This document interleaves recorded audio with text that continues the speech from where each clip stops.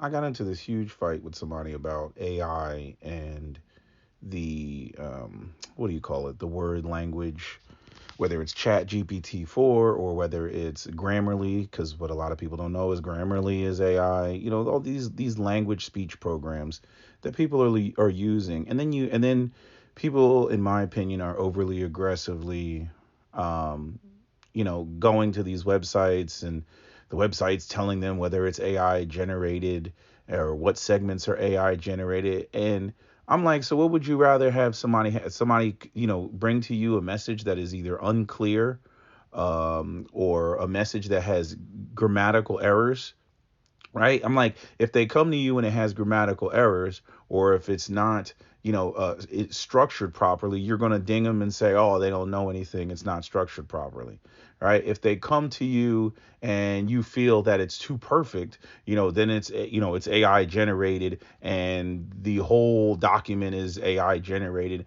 And that's not even true. I'm like, first off, you can base it off of like a generalized like letter or email. Like corporate emails are pretty much AI generated. Like anytime there's like a corporate generic, fill in the blank, very intentionally vague, right? AI generated. But when you get into, like, let's say you type up a letter, or you type up an email. I'm saying a letter, email. Let's say you type up an email and you dump it into Chat GPT and you say improve this, and then Chat GPT or Grammarly or whatever, improves it. Kind of, the paragraphs are still generally the same. Like each paragraph is going to convey the message that you want to convey. You can go in there and be like, this sounds a little bit funny. Tweak this, delete this, change this, right? But it saves you a lot of work and it saves you a lot of time. But your overall messages, are conveyed in there. And, me personally, as somebody who considers themselves a fairly decent writer with their own sense of, own sense of style, I cannot deny the fact that Chat GPT um, and Grammarly and all these, AI bots, that can take anything that I write and make it sound clearer, aren't better than I am. Like they're like by far, I'm like, damn, I wish I could write this well, right? Because I still have my own, what's the word that I'm looking for? My own cadence, my own, what's the word that I'm looking for? Is it pentameter? Pantam. Hold on. I want to see. Is that a word?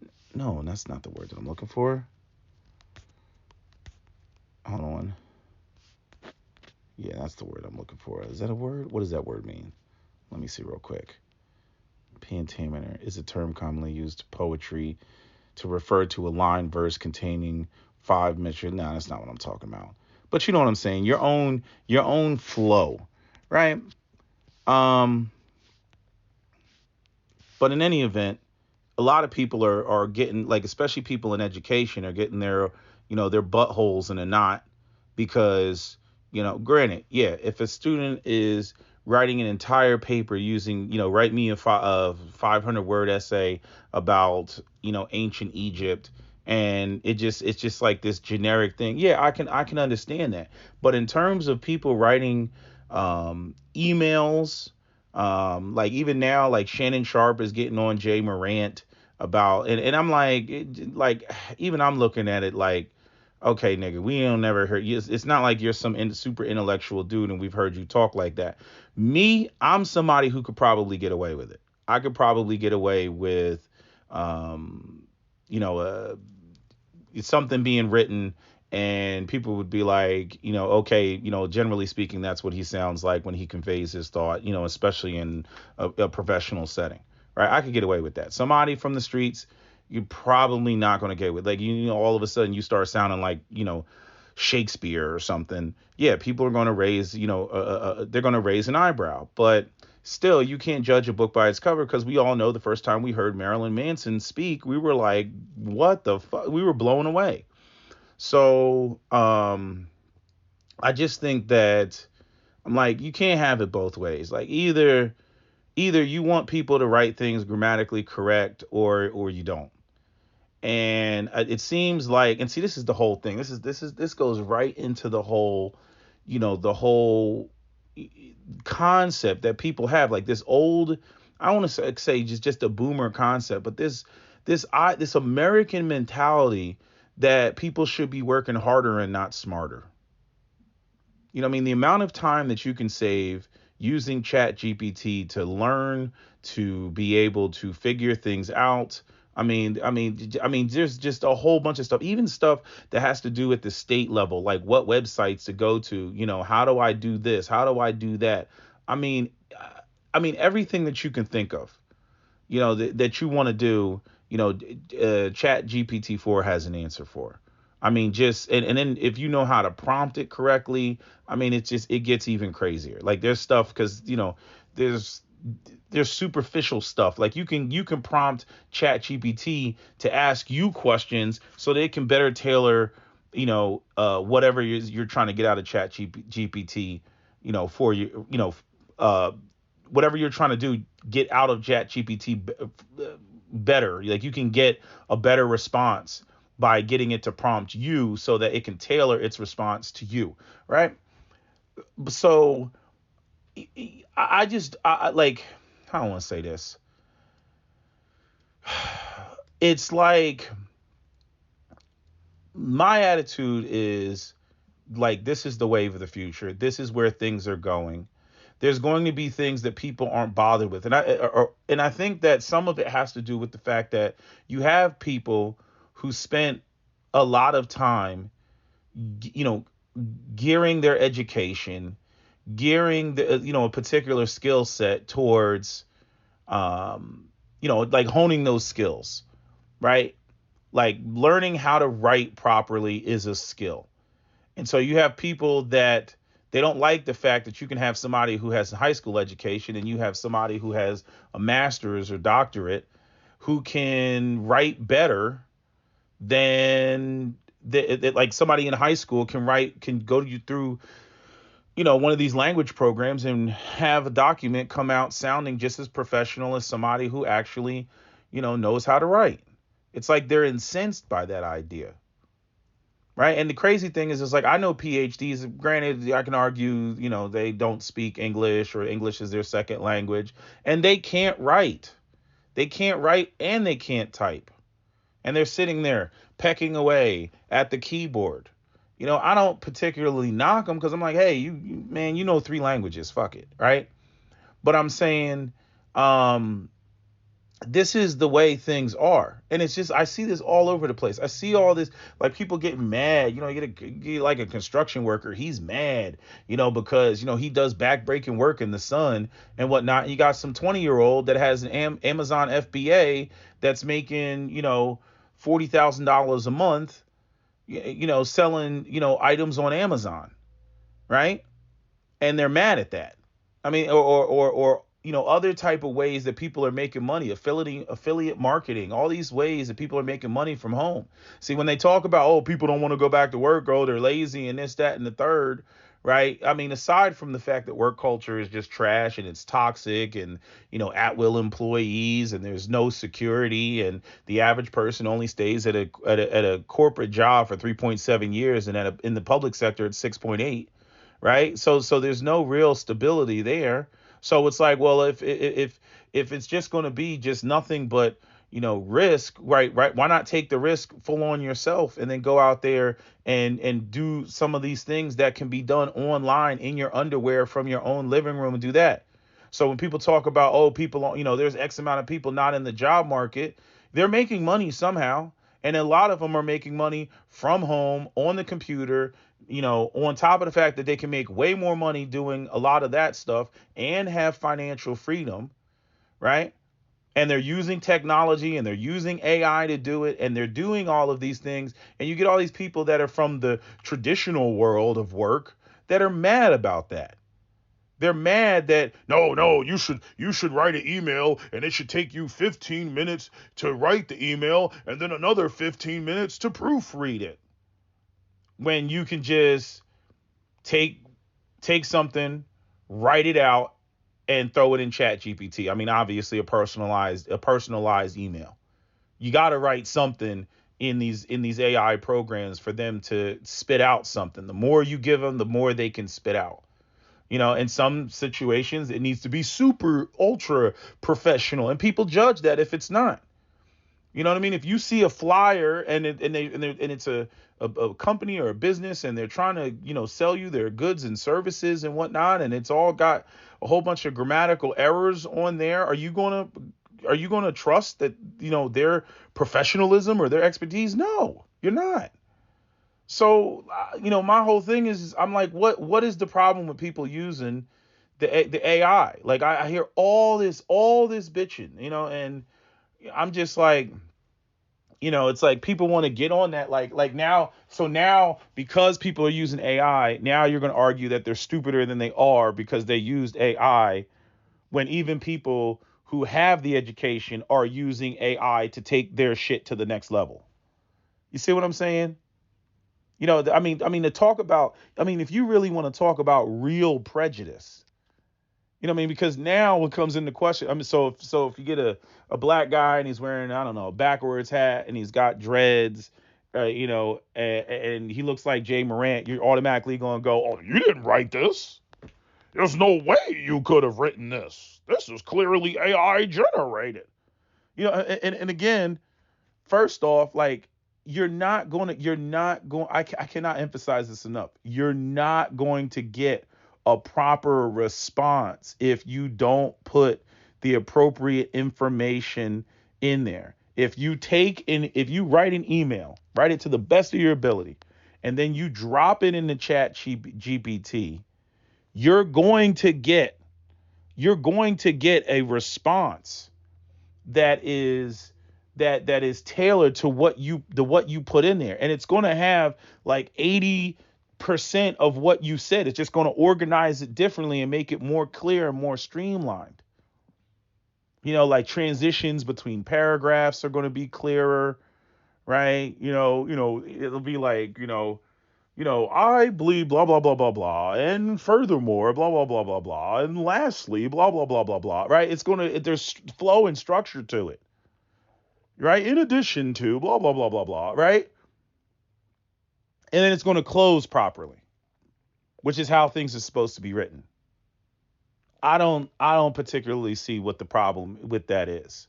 And I think that a lot of people are going to be, because there's a lot of people who don't give a shit. They're just like, I want it done right. And there's going to be a lot of people who are going to be left behind that are on the boomer mentality, of, no, you shouldn't be using calculators. You should be using slide rules to make calculations, because that really demonstrates that you're really thinking, right? And again, I'm not saying that, any of these programs, these bots and AI are perfect. You still have to identify certain things. I have caught errors, or things that sound weird or odd or funny. It does make mistakes. It's basically like a child that's learning, based off of all the inputs that it's getting, right? It even has a little button that gives feedback and all that stuff. But I'm just saying, I'm really blown away at the people that are not recognizing that this is what the future. You get all these people, they want the future. They want the freaking, what is that? The Eon Flux universe. They want the Blade Runner universe. They want, us to be the Jetsons. They want all this stuff, and this is what comes with it. And they're bitching. They're bitching. It's like they have this deep-seated desire to go back to the days of manual labor and where things are more difficult. I'm like, just let me get this right. So we have the technology, and now you want things to be more difficult. It's like, it's like, I don't even know. It's like an old timer that's like bitching about, radio and or television, and how, all we need is a radio. We don't need television or something like that, right?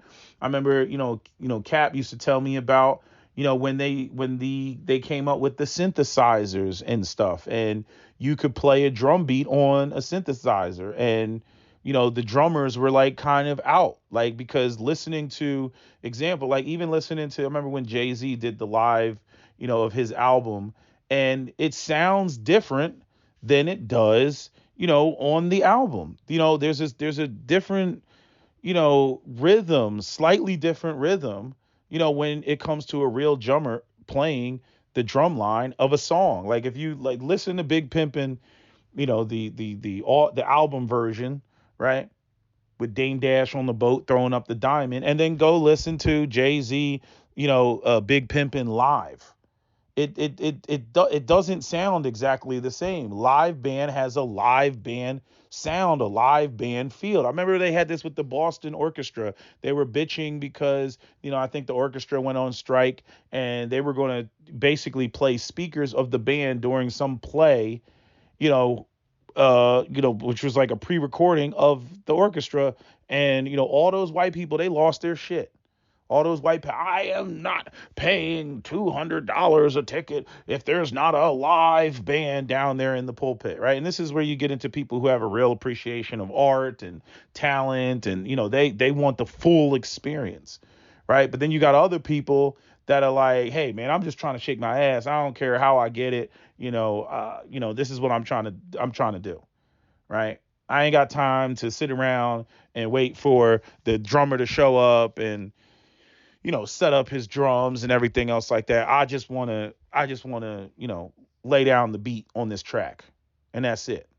Right. And, Captain Solo, and Styles used to have a number of conversations about that, because Captain Solo, if y'all don't know, he's a musician, and Styles is, a rap artist, and they used to talk about, the whole thing with I mean, everything from the money, how much you would have to pay a live artist, to lay, and the guys got to come, and then, Styles kind of felt like wasting his time, and, tuning his instruments and stuff like that. And I mean, both of them had valid points about, like, here you have a person that's honed the craft their entire life versus, you know, the new wave of technology that came in the 90s, where you had beat machines and synthesizers, and you had people taking samples from other people's music and making remixes and everything. Like, if you know anybody who's long been in the music industry, all of that has been a point of contention between contemporary artists versus people who were classically trained. And I see parallels between that and what's going on in terms of technology in the workforce, using AI, to get work done and do things. In my opinion, if you're not using AI, you're seriously going to be left behind. But there seems to be like this anti-AI, movement in the workforce, where people assume that if you let AI do it, that means that you're incompetent. And I do understand the concern in that case, in that particular area, because AI can definitely help a lot of people fake it till they make it. They can help a lot of people fake it till they make it. But the thing is if you have the knowledge of whatever it is you're using AI for, and then you apply AI, the amount of time saved is insane. It's insane, which now frees you up and allows you to do other things, which in my opinion will allow for, I don't want to say human consciousness, but allow for human abilities to expand even further, because now they can focus their brain power on other areas in concert with AI to do more advanced things, because they no longer have to do that anymore. Right. I mean, going from, the Romans going from Roman numerals to doing their calculations in Arab symbols. Right. Because Arab numerals, because that's what we actually use. We use Arab numerals to do calculations, one through what is it, 0 through 9. Right. As opposed to, imagine trying to do a calculation with some damn Roman numerals, like Roman numerals on a clock. Imagine trying to do some calculations with that. right? And the same thing, with the calculator. We went from, slide rules, to the calculator. I remember when people were acting like using the calculator in high school was somehow, it was cheating, like as though you didn't know your times tables, right? But then the test questions would give you these big ass numbers. And so now, math now has, probably bigger numbers and more complicated problems because we have calculators. We can do a lot more fractions and decimals and all that stuff than we could do before. But that's because people have a calculator.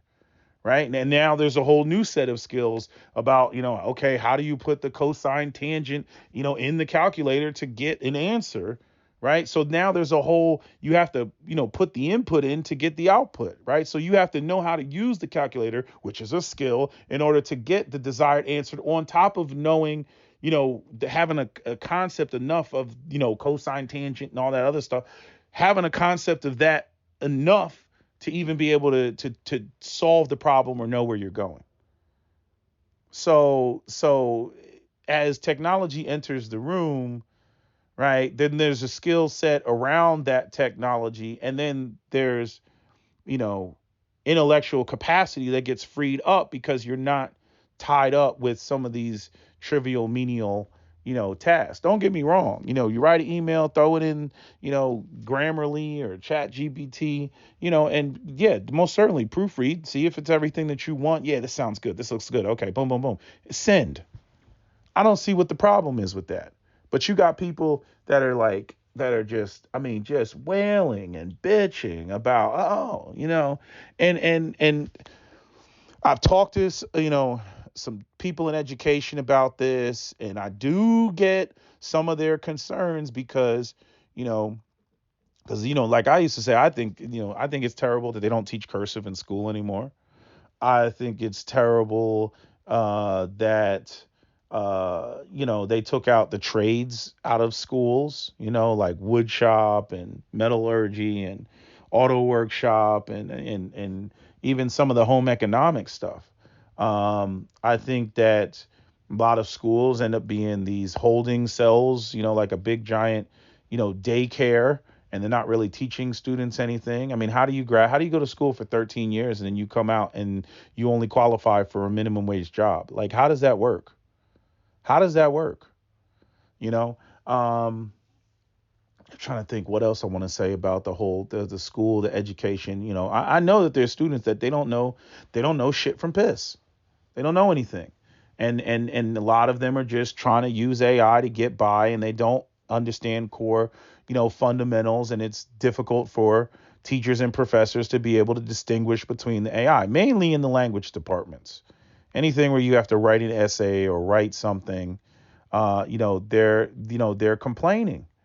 Um, but I mean, I look at it like, you know, if you have to read, you have to read. Like, how I want to say this, like you still have, whether you're using it to edit your document, you had to read and write. Whether you're saying, okay, type me up this about Egypt, and then a smart person would sit there and actually read through it. And if it's accurate and what the AI is saying is accurate, okay, well, they're still learning in the process of reading through whatever the AI threw up there. Yeah, granted, it's not to the same level of intensity of work, but I'm saying, okay, well, if you think everybody's going to use AI, well, give them more work, that since that the time frame of what the AI is capable of doing, give them more work so that they have to use the AI more in order to present whatever information. Like now, I mean, it's like, if you think about it, like, why would you say, okay, write 1,000-page essay, or it's not 1,000 page, 1,000-word essay? Why would they say that? Why would a professor put a number? Because they knew it would take you a certain amount of time. Okay, well, now that AI can do it in a matter, okay, now you can add more. Say, go ahead, use AI as freely as you want. But now I want this, and this. And now they got to integrate the shit, right? That would be a smarter approach, because it's like, hey, you can use AI, but I want you to integrate. But so basically, in my opinion, when it comes to the academics and school and stuff, that hasn't caught up to the AI, where the AI currently is. So basically, the whole lesson plan has to be restructured, incorporating AI into the lesson plan so that people are still, they still actively have to do work, but they're using the AI to do their research, or they're using the AI to okay, I don't know exactly how you would do it, because obviously that's going to be very complicated, because the AI is just so easy with being able to just spit shit out. But again, all these educated people have all these brilliant minds, right? They should be able to do it. They should be able to come up with something. You know what I mean? But the idea that, the idea that you're going to tell people don't use AI, otherwise we're going to ding you, like, that's dumb to me. That's really dumb to me. It's such a powerful tool. I'm just like, oh, okay. I'm like, that's dumb. That's dumb. Only for you to ding people. Well, yeah, this was grammatically incorrect. It's like, well, the hell you want me to do? You know what I mean? I like next thing you know, they're going to be telling you that the I don't know, freaking the damn red line it puts underneath a grammatically incorrect word is that's AI. Yeah, it is, like they'll start telling you that. You know what I mean? You must have at least 35 misspelled words in order for us to believe this is real. You know what I mean? And then you'll have people doing that. They'll get AI to generate it and then go in and intentionally make errors and mistakes just so that you believe that it's real. Like, that's insane. That's ass backwards. Basically, the AI is moving faster than society is, and that's part of the problem right now, in my opinion. It's just my opinion on this.